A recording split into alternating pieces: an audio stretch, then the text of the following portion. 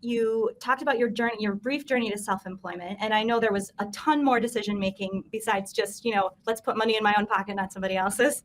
So I just want to know, how did you know that you were ready for self-employment beyond that sort of like larger, thought process? What was the thought process you went through? And what would you tell someone who's considering that?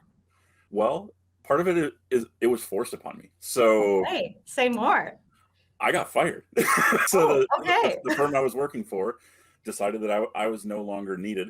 So the decision became, okay, do I search for another job working for somebody else and potentially have the same thing happen again? Yeah. Or do I become my own boss and then I can never be fired because I'm the one that's making that decision? And one of my clients at that time, from that accounting practice that I was working for, was a restaurant. And I go in there that night, and usually I would go in there, help them with their books, give them their paychecks, things like that. And I went and I grabbed a table in the back of the restaurant, which was very odd because usually I would sit kind of in the front, kind of interact with their employees and everything like that. And I just went and sat, and the owner comes over to me. He's like, what's going on? You never sit way back here. Like, what? Yeah. And I was like, I had the worst day today, and I didn't know what else to do. And so then I told him what happened. I was like, I got fired today. I don't have a job. I don't know what I'm going to do. And he's like, and this is what he told me. He's like, this is the best day of your life.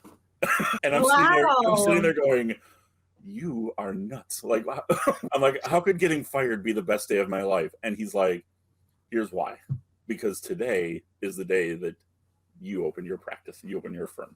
Wow. And he's like, and we're going to be your first client. So wow, that power of that relationship that I had built, because the owner I was working for was an absentee owner. They weren't involved at all. I had done all of the sales. I had brought in all of the clients. And so I had the relationships with every single client that was there. So when I went to this client, he was like, we don't know who that person is, and we don't trust that person. And obviously they made a really bad decision today because their business is likely going to go under because you're not there anymore. Yeah. We know you, and we're going to work with you. So they were literally my first client. And so without even having to sell, go out and prospect and everything like that, I immediately had revenue from day one. That's incredible. Oh, Adam, that is such an incredible story. And I love that he said, this is the best day of your life.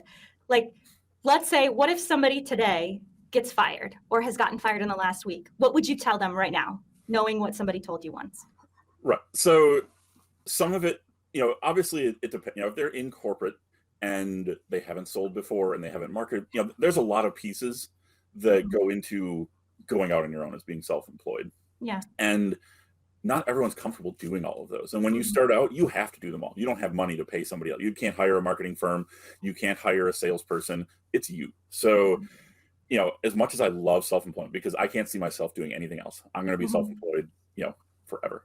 But if you have those skills, and part of it, I had built those skills. So even though I was an employee, I was doing all this. I was doing the marketing, the sales, and the business activities to make it successful. So I had already been practicing for all of that for the 2+ years I had been there. Yeah. Wow. So if they're coming out of corporate and like, oh, well, I can start my own business and I know how to do X, Y, or Z, that's only step one.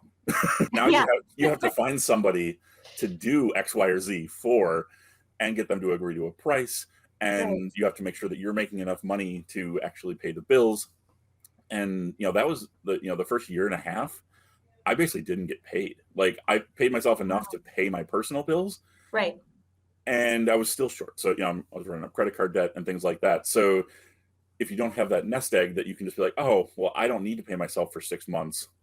And I can just funnel all this back into the business. I can do more marketing activities. I can buy more ads. I can spend more time doing this. I can go to more networking events. That makes it easier. But, you're not going to get a loan from a bank. You're likely not going to get money, startup capital from any of your friends or family because they're going to be like, what are you doing?